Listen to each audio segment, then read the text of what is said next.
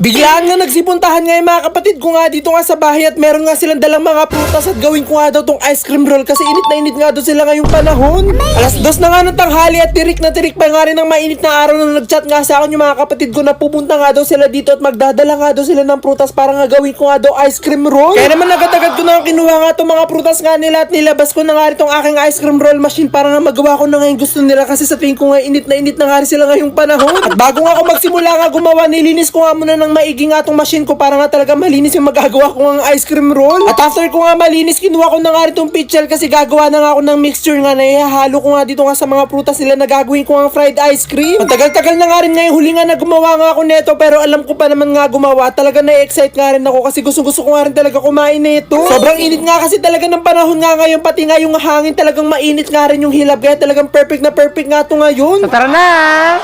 So una muna natin gagawin ay itong pakwan. Sinabi nga ng kapatid ko na ito nga daw pakwan nga unahin ko nga daw na gawing fried ice cream kasi kahapon pa nga daw siya nagkikrave nga nito. Kaya naman inumpisa ko na nga siyang hati-hatiin para nga makuha ko na nga yung laman nga nitong pakwan. At dahil nga malaki nga itong pakwan nga nadala nga ng ate ko, ito nga lang kalahati nga ang gagawin ko nga ang fried ice cream kasi pag ginawa ko nga yung lahat talaga marami nga akong magagawa at baka nga hindi namin maubos.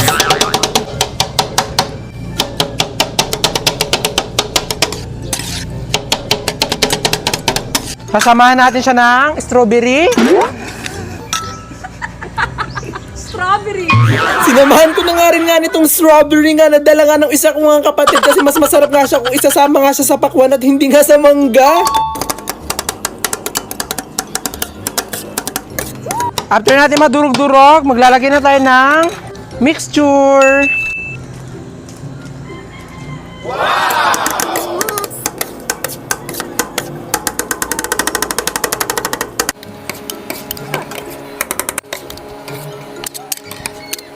Amazing!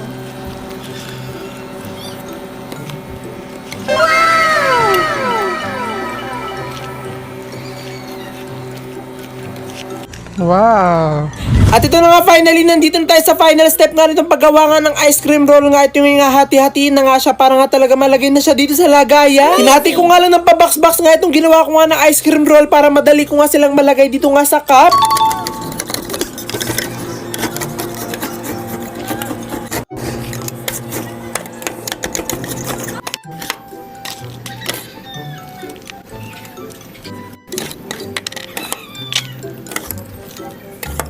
At ito na nga finally, nagawa ko na nga itong request nga ng ate ko nitong ice cream roll nga nagawa nga sa pakwan. At para nga talaga maging mas special nga, nilagyan ko nga siya nitong strawberry syrup para mas lalong sumarap. At after ko nga malagyan nga ng syrup, nilagyan ko na nga na siya nitong kutsara para mabigay ko na nga rin siya dito nga sa ate ko. Thank you! I want to At syempre, baka magtampo nga yung kapatid ko nga ang isa, kaya naman gagawin ko na nga rin itong ice cream roll niya nga nagawa nga sa mangga.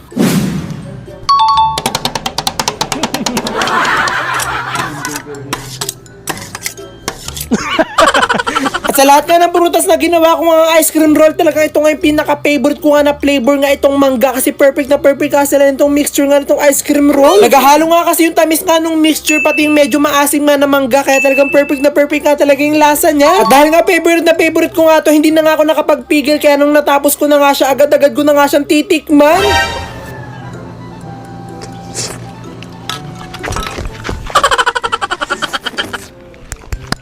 At sana nga lang talaga napawi ko ngayon nararamdaman na init nga nito mga kapatid ko dahil nga dito nga sa ginawa ko mga ice cream roll. Amazing! Mga kabuti, panoodin nyo to. Nakita ko to sa TikTok. Tignan nyo, grabe yung ginawa niya sa milk tea. Pwede ba na to gawin sa milk tea? Ayan, sakto. Marami kaming natirang milk tea dito sa rep. Pwede to gawin mga kapudi. Wow, tignan nyo. Naging parang jelly ace. Grabe, pwede palang gawin sa milk tea yun. Ang galing. Parang naging gelatin yung milk tea. Pwede pala gawin yun. Sakto, meron kami natirang milk tea sa rep mga kapudi.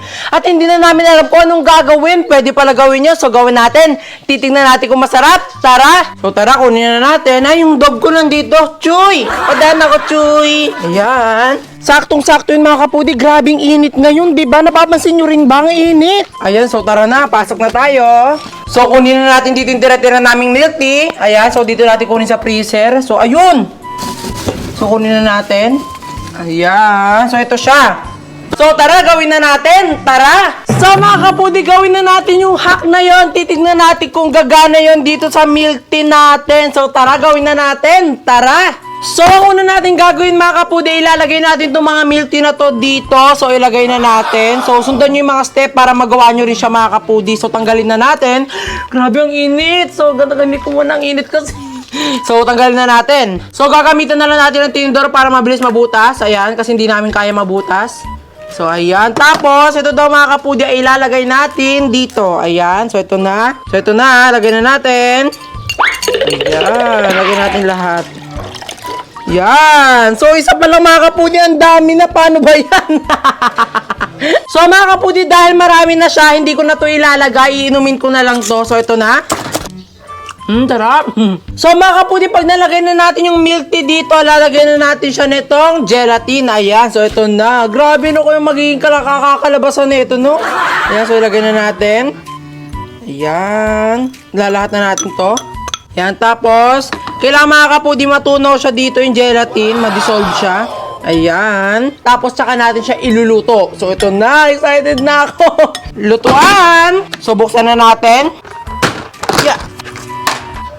So, ilagay na natin itong kawali. Ayan. Tapos, buksan na natin siya mga kapudi. Painitin muna natin siya saglit. Tapos, okay na. Ayan. Excited na ako. So, mga kapudi, pag mainit na to, ilalagay na natin to. Ayan. So, ilalagay na natin yan dyan.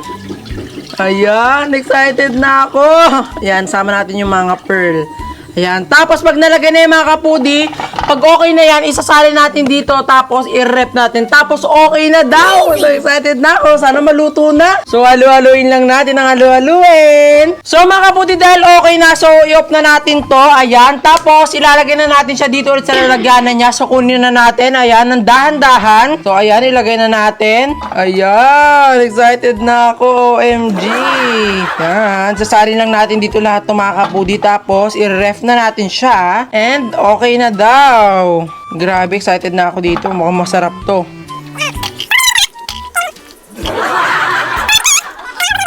Ayan.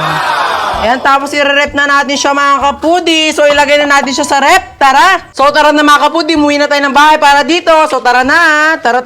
Dahan-dahan lang kasi baka matapon. So, ito na mga kapudi. Nandito na naman tayo sa pwesto ng rep. So, ilalagay na natin to. So, tara na. Ilalagay natin to sa chiller lang. Sabi ni mama. Ayan. Lagyan natin dyan. Ayan. Tapos, hintayin lang natin yan lumamig. Tapos, okay na.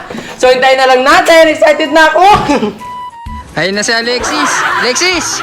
Ba't kaya, B-boy? Paulan na eh. Tara na. Tapusin na natin yung gagawin mo. Ay, oo nga pala, yung milk tea nga pala. So, tara, tignan na natin yun. Tara.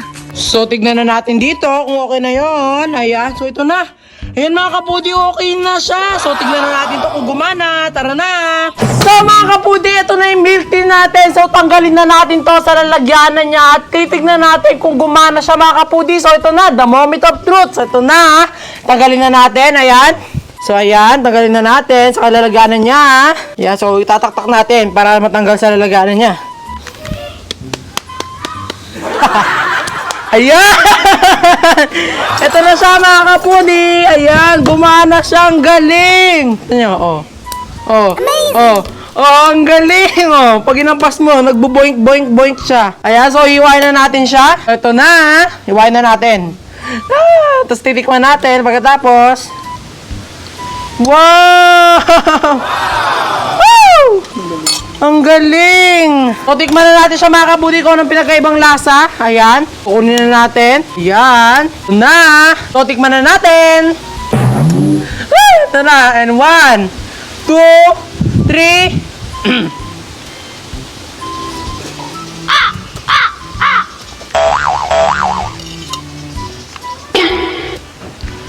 Hala, ang sarap! Try nyo mga kapudi, ang sarap! So mga kapudi, papatikim natin sa kanya kung tunay itong masarap. Ayan, tikman mo na. Anis ha. Ayan. Grabe mga kapudi, nasarapan talaga ako. Tikman mo yung mismo gelatin. Ayan. Yan. Anong lasa? Sarap po. Diba? Ang sarap. Ayan mga kapudi, kaya i-try nyo na. Grabe, legit!